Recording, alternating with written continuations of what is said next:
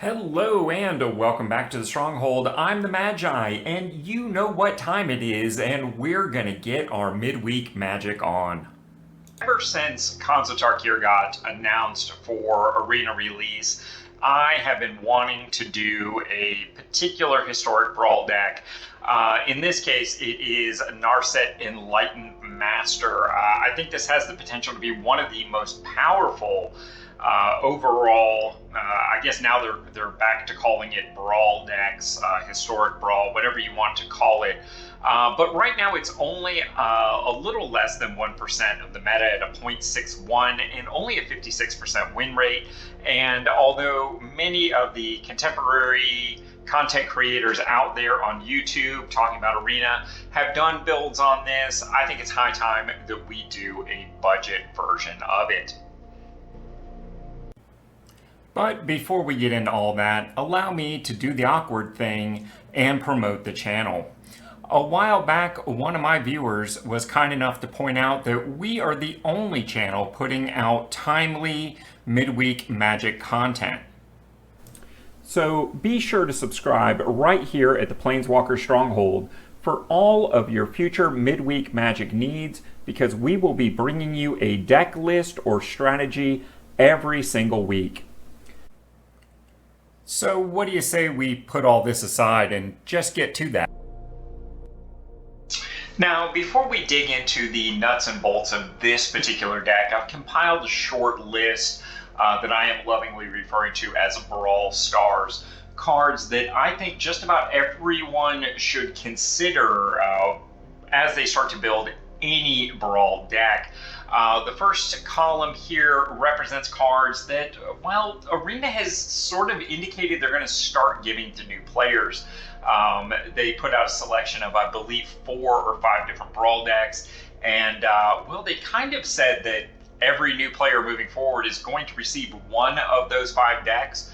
Although there was no indication of how that was going to work. Did you just get it randomly? I don't know. Nor have I been able to take the time to cook up a new account and confirm that. But at any rate, staples like Wayfarer's Bauble, Cold Steel Heart, Guardian Idol, Mind Stone, and Ornithopter of Paradise all facilitate things like card draw, ramping, and fixing, and again, fit into virtually any Brawl deck.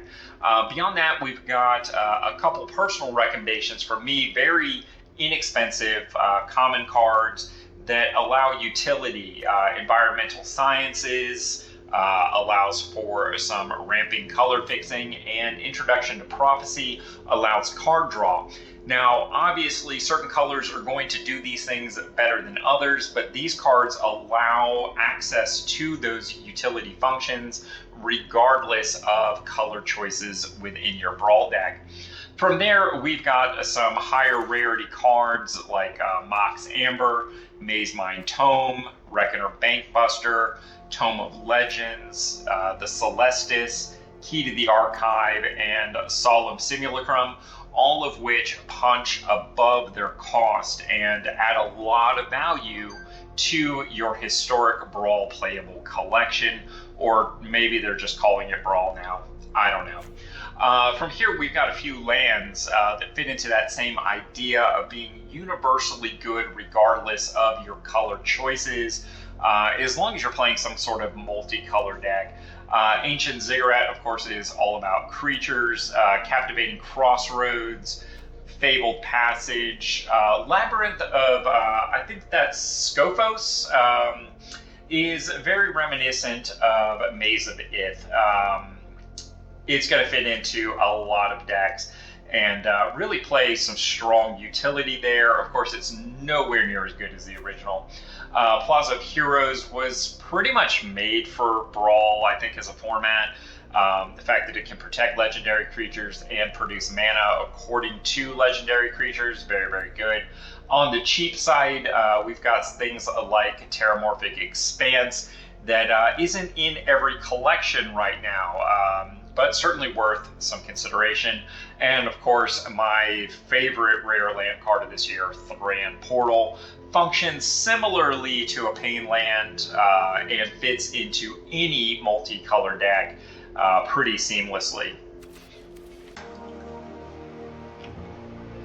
Hello and welcome back to the Stronghold. I'm the Magi, and well, ever since Khans of Tarkir got announced for Arena release, I have been wanting to do a particular Historic Brawl deck.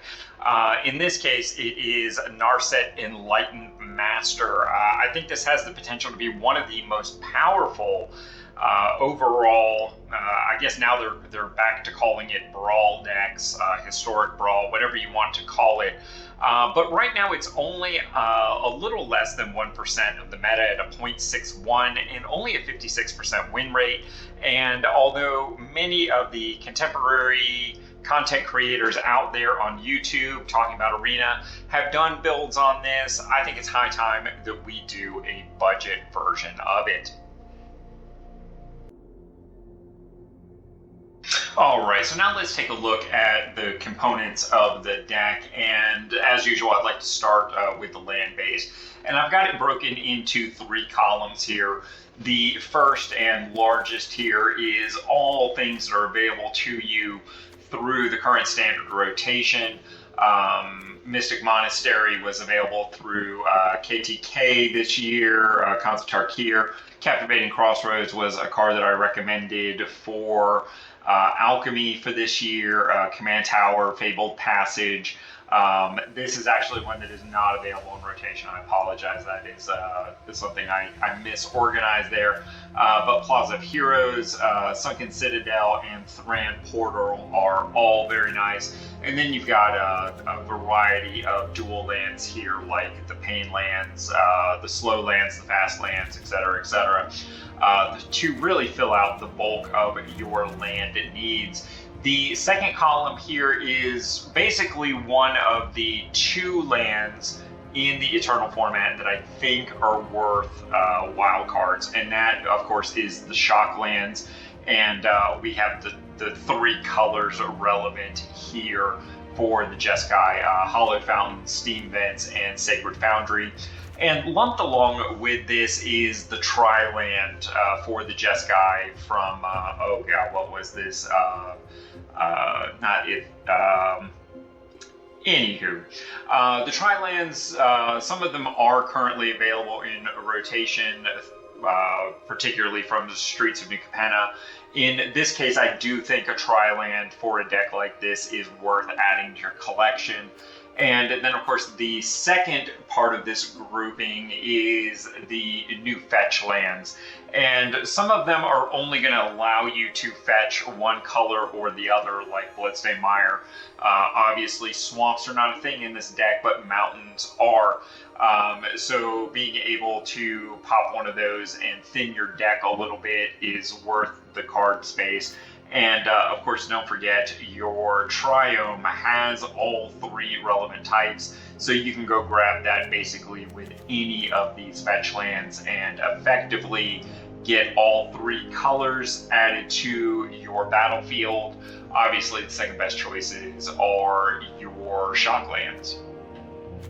Now, beyond that, this is certainly built around being budget focused, and that's more or less how I have the rest of the deck laid out. Of course, Narset herself is going to be a mythic wildcard for most everyone. As you can see, I don't have it in my collection yet either, but it's pretty much the only card, with 1 or 2 exceptions, that I don't already have. Some basic cards that I think should be in consideration for just about all of your Brawl decks, and we kind of touched on those earlier. Beyond that, this next column is all cards that are in your new player experience and thus essentially free for everyone. Shore Up, Protect the Negotiators, Electrostatic Infantry, the Ember Coiler, Balmor, the Iconoclast, Thirst for Discovery, Burrell and Carrie Zeb, Flame of Vanor, Meeting of the Minds, Urbrask, and Gandalf the Grey. Every single one of these, and most of these came in your red-blue deck. Beyond that, we've got some commons and uncommons available through Standard. And really, if you're following the plan and have been on for a year or so, you should have most of these. So I'm not going to spend a lot of time going over individual pieces. Some of the harder ones might be the Jeskai Elder. If you weren't drafting Khans of Tarkir, for instance, you might not have that. Seeker of the Way is another one. And then Chart a Course, do keep in mind there's a couple versions of this, most recently done in Lost Caverns. And of course, Swiftfoot Boots, that's from, what was that? Brothers War, I believe this was from the bonus sheet. Beyond that, we've got standard cards that are a little higher rarity. Invasions, the Reckoner Bankbuster, I think, is a card everyone should have, even though it's not quote-unquote standard legal at the moment. Monastery Mentor fits so well. Invasion of Segovia fits very nicely in the Convoke aspect. Jaya is a little bit more of a reach, but the fact that she produces convocable tokens that also have prowess, I think makes this worth an investment here if you are interested in playing this style of deck. And of course, Invasion of Phyrexia is a mythic, but it does give you access to a Planeswalker. Pretty solid stuff there. And lastly, before we move on to the more wildcard intensive portions of this deck, of course, at Mythic, Arcane Bombardment, because it just fits so well into the spell slinging concept of this deck. From here, the next column is commons and uncommons that are, well, basically just eternal legal cards. They are not in rotation. Here we've got Selfless Savior, Curious Obsession, Opt, Crash Through, Faithless Looting. Make sure to craft this as a common, not as a rare. Young Pyromancer, Expressive Iteration, Ingenious Scab, which I think might be the best prowess creature ever printed at lower rarity. Narset, another appearance, this one Parter of Veils. Yes, we get to play Planeswalkers as uncommons from time to time. And of course, Saheeli Sublime Artificer to allow you to have more minions out on the field. From here in rares, we've got Esper Sentinel and Midnight Clock, and then the Holy Trinity, Swords to Plowshares, Brainstorm, and Lightning Bolt. For having tools like this, these are clearly the most efficient examples. And then singularly at Mythic, of course, we like the Time Warp because taking extra turns is generally good. And hey, just in case you didn't catch all that, Matt would like you to know that the deck list that we discussed in this video is going to have a link down in the doobly-doo to take you over to Aetherhub, along with a link to any other alternative lists that you might wish to consider. He only asked that you give it a little thumbs up when you're over there checking out the deck list. And I plan on live playing this event on Wednesday at 11 a.m. over on my Twitch channel, so definitely stop in and check it out. Because the Stronghold is so much more than just a YouTube channel, and you can find links to all of our other social media outlets in our profile. Because at the end of the day, we're all budget players. And as a community, we're stronger together. So like, comment, subscribe, follow, do all those things to show a little love. It's appreciated more than you know.